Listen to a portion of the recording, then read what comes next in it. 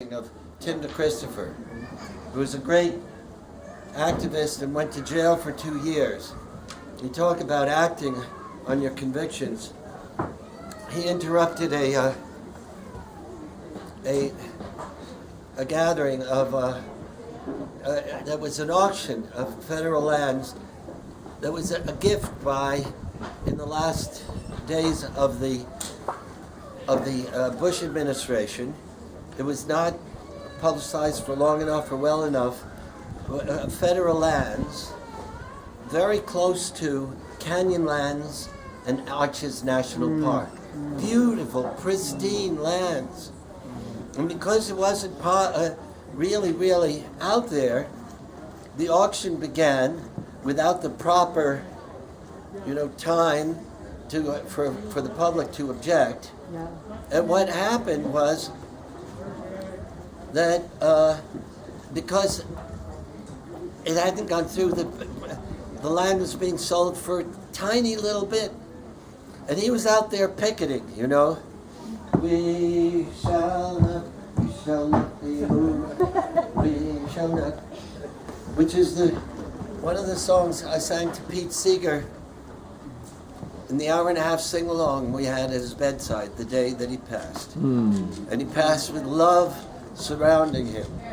And there was very little reference to Pete Seeger last night, but I'm telling you, Pete Seeger was the granddaddy for all of us. When I was just a teenager, he was out there living the music in a profound way so that it became a political act. Well, I was out there at that gathering, and there were a lot of people there. It was really their first opportunity to really get involved in a movement, because DeChristopher had refused to take a 30-day sentence. So no, this is unjust, I'm going to bring it to trial. And he thought he would get justice. He thought he would get civil disobedience. What did he do? He walked into the trial, and he sat there. Oh yeah, he walked into where the auction was taking place, and they said, "Are you here to bid?" And he said, "Why, yes." And they gave him a paddle, and he sat down. And he saw the lands going for $5-6 an acre. And he lifted his paddle, and he started bidding. $1,800,000 later, he had a lot of land. He did not, however, have any money. So he was arrested. But what he did was prevent these lands from getting sold. And guess what? They have never been sold because it was an irregular and illegal auction, and it was so determined after the fact. But then they said, "Okay, we want to take you to trial." And he said, "No, we want you to accept a plea bargain. 30 days in jail, plead guilty, and you're out of here." That's what people generally do when they have civil disobedience. You plead guilty, they give you, they let you go. But this is a different time and a different administration. 9 times they postponed the trial, until finally he went to trial, and he was not allowed to tell the jury why he committed this act.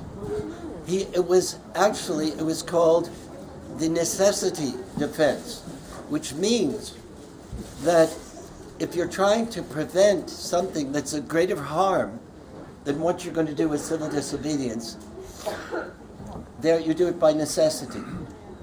Because it is the collusion of the government with the money, with the bought elections, with the election laws being where they are, etc., that sets policy that now has brought us to the fracking reality, and to the fossil fuel reality, and to the carbon in the air.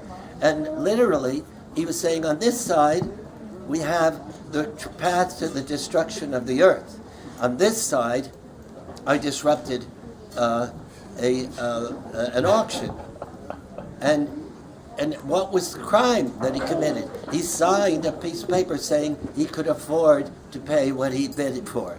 Now, nobody ever in Enron signed a paper of that sort, of course. And that happens. But in a federal situation, it's a felony. And the other felony was that he lost the government money, which was not the case, because if they had sold that land at that point, they would have gotten 5 times, 10 times what he paid for. So, he even raised the money and they wouldn't accept it. They sent him to jail for 2 years. He got out. He is a great activist. He, in fact, was part of the initial coalescence of this effort. His name is Tim DeChristopher. You look him up. Anyhow, there I was. I did a concert the first night. It's such an interesting story because it relates to music and activism. I met Tim DeChristopher at the Telluride Mountain Film Festival. And I saw how powerful his commitment was. And he was here like a Rosa Parks, you know, getting in the front of the bus. So we got involved, and I went down with Bethany and Rufus, and we did a concert, a midnight concert. I said, we should do a midnight concert the night before the trial. They said, why? And I started to tell them about music and how it unites people's hearts and makes them strong for the ongoing effort, because this trial was not the end of it. And they said, okay, what shall we sing? I swear to God.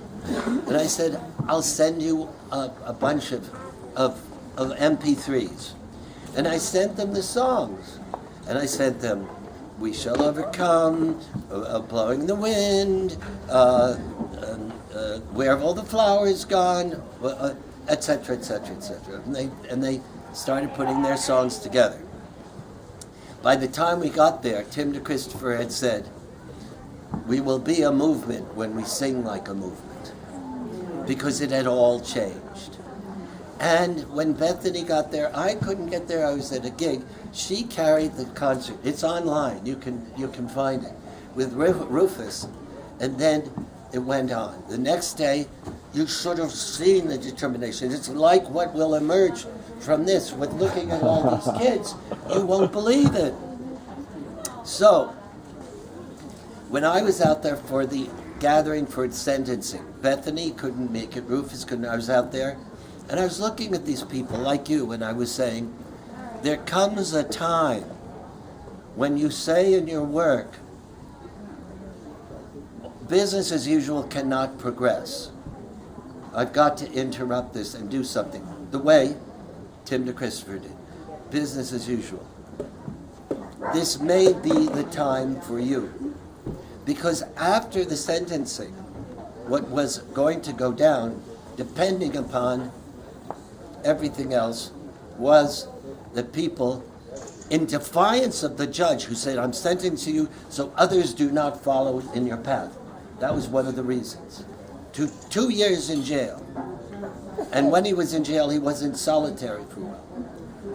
So I said, this may be the time for you to say,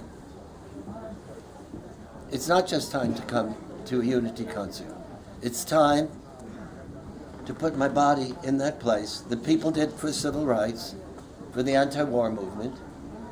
And now I said, let me sing a song that tells you of the conviction that this is the time, that the times must change.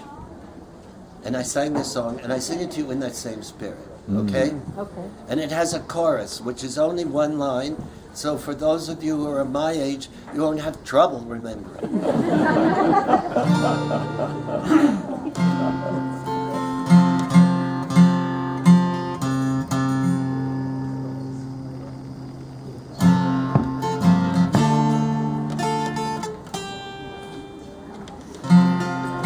That'll teach you, if you don't tune your guitar before you go on stage,